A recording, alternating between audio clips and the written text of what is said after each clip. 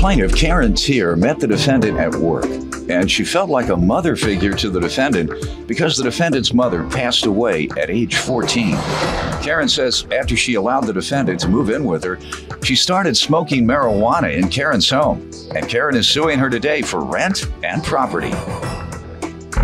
Defendant Jocelyn Shepard says Karen is nothing but a fall-down drunk who was never a good friend to her. Jocelyn says Karen used her to hide her affair with her neighbor from her husband, who's with Karen in court today. Jocelyn denies owing Karen for rent. All right, tell me what happened. Jocelyn and I, we worked together and we were friends, and there was I felt like a motherly figure to her because she lost her mother at the age of 14. Excuse me, Your Honor, that's a lie. You didn't lose your mother? Yeah, I lost my mother at the age of 14. What's the lie? She was not a good friend to me at all. Oh, okay. She was I gave her a place to live, sir.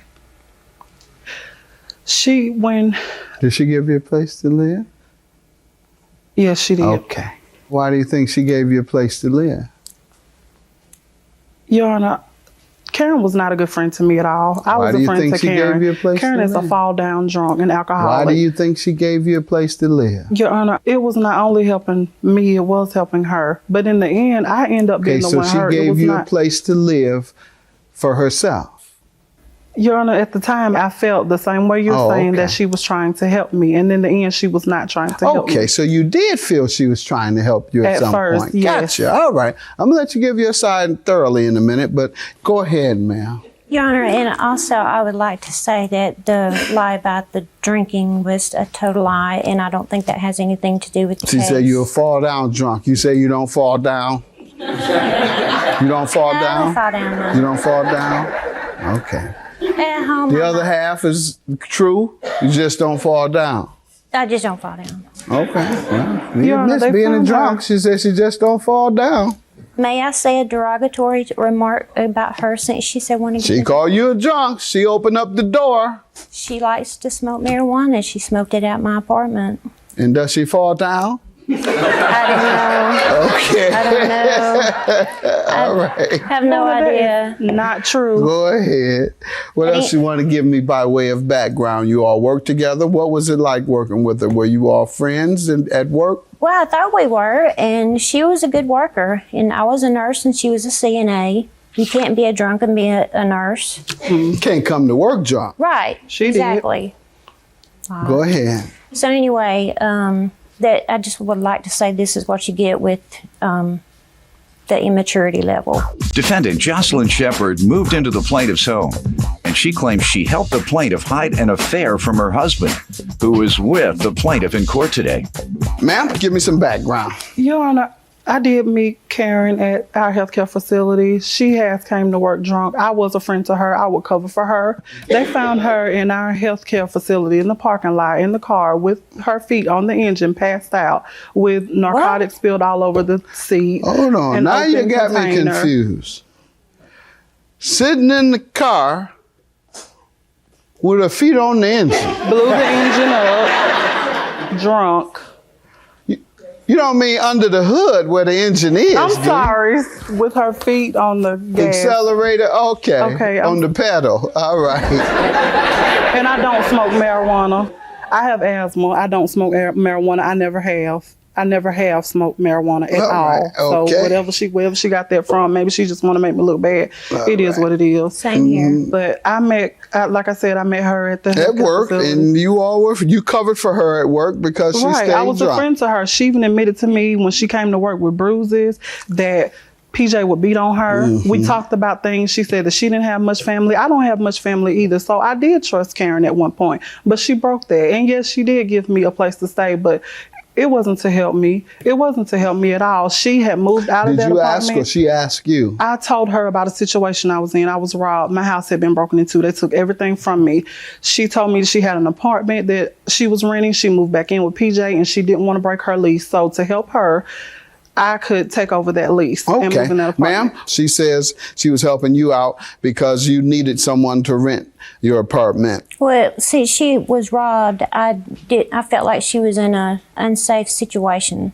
And where I lived at, I had my lease out for like a few more months. But you were looking for someone to take it. I wasn't looking for a tenant. I was just waiting for my lease to go out because I didn't want to break my lease. You're waiting for your lease to expire, Yes, and then sir. you would move your things. Yes, sir. All right. So her interpretation is that her moving in helped relieve you of rent that you would otherwise have to pay. So she makes a little sense there. It did help her and yourself as well. So go right ahead. What was the agreement on rent between you and she? The agreement that was $475, and then I had mattress and box springs that was there and a couch. And so then when she only lived there for about a month, didn't pay any rent. Why did she only stay a month? I never asked her. Okay. You want to ask her today? Usually when people are abandoned and they are owed money, they ask the person, why did you abandon me? Well, why did you abandon me? Please. Excuse me, Your Honor, did you have a question?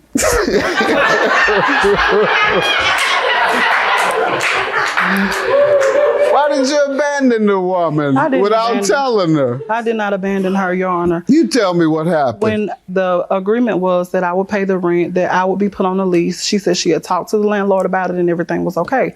Well, I moved in that apartment probably 2 or 3 days later. Things started to go downhill from there. She was coming to the house drunk, 2, 3 o'clock in the morning. To do what? Sir, asking me. Quiet, ma'am. There was a guy that lived next door with his girlfriend that she was, I guess, had Involved something. with? Right. And she would want me to knock on the door, of course, because he had a girlfriend, and say something crazy. One night she told me to go over there and say that they had took my parking spot or something like that, so that he could come over there to see her. And on several nights, I didn't know why she was there. She came on a night when she didn't even know I was going to be there. All right, supposedly. so she come at 2 or 3 in the morning to see the neighbor. She even asked me on one occasion to call PJ and act like I was calling out to her because she had got a supervisor position because the girl that he was supposedly messing with worked at Pizza Hut. So I guess she wanted girl to he was messing with, and she wanted him to think that the one PJ was messing with worked at the Burger King or worked the at Pizza Pizza Hut. Now, where did the one she was messing with I work? don't know where he worked. I just know he lived at 2 apartments down from the one that I was staying in. You all in their business. You know who he messing with and you know who she I was messing supposed with. to be a friend. She confided in me. What you She know told about me this these man? Oh, things. she told you that her She husband or wanted me. She mate, told me the situation that he was messing with that some he girl. was at Pizza Hut messing with the girl. Would he Right. go to the Pizza Hut at 2 in the morning? Or I the don't Pizza know Hut woman? anything about that. I just know. So at 2 in the morning, he'd be at the Pizza Hut and she'd be over your house trying to get the neighbor over. I guess so, Your Honor. Those are their hours of operation. Those are their cheating hours at 2 in the morning. You all can't find a better time to cheat? Go ahead, ma'am. Ma'am, let's talk about this rent. Okay. That she's suing you about. Now, why don't you think you should pay her $475 that she believes you owe? How much in rent? It's $300. Okay, but the amount was $475 per month. Why only $300? Well, we had discussed that at one point because I was leaving my mattress and box springs there. That instead of the $475, that she just paid $300. Because you were storing your things there in essence. Right. All right, good enough. Ma'am, she says you owe $300 for what month?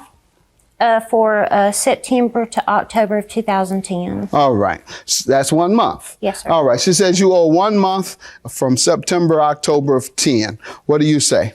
Your Honor, she told me when I called her about the mattress and box spring that I wouldn't have to pay her the rent. She said the only thing she was worried about was the mattress and box spring because it was her sisters that had passed. I called her to make arrangements because I felt like I was in a bad situation. Okay, so you called to make arrangements and she said, no, thank you. No.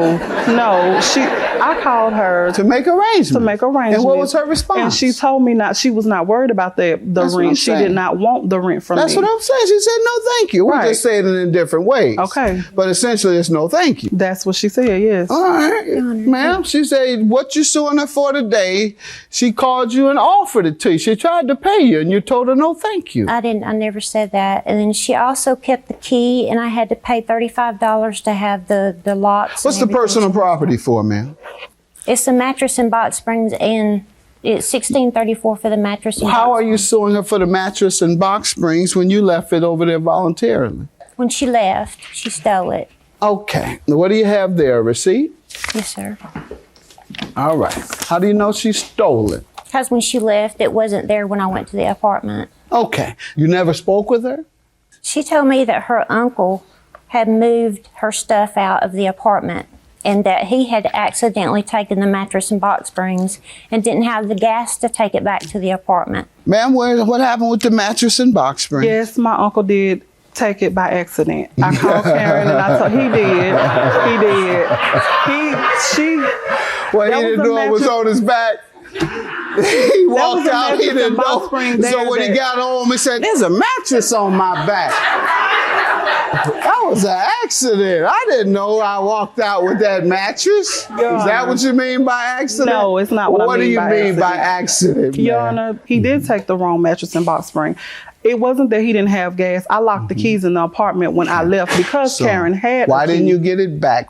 I called Karen several times. To give it back to give her? it back to her. We worked together. And what we did she saw say? each other. She said that we made arrangements for her or PJ to come and get it. I even talked with him at one point about coming to get the mattress and box spring. She never did come. Okay. When was it that your uncle took it mistakenly? It was in October 2010 when I moved to my. I had no use for it. And your uncle has not corrected his mistake yet. Your Honor, I He didn't has know where the burden she of lived. correcting the mistake, ma'am. But at the same time, I called Karen. I talked to Karen. I don't believe you, ma'am. Judgment for the plaintiff.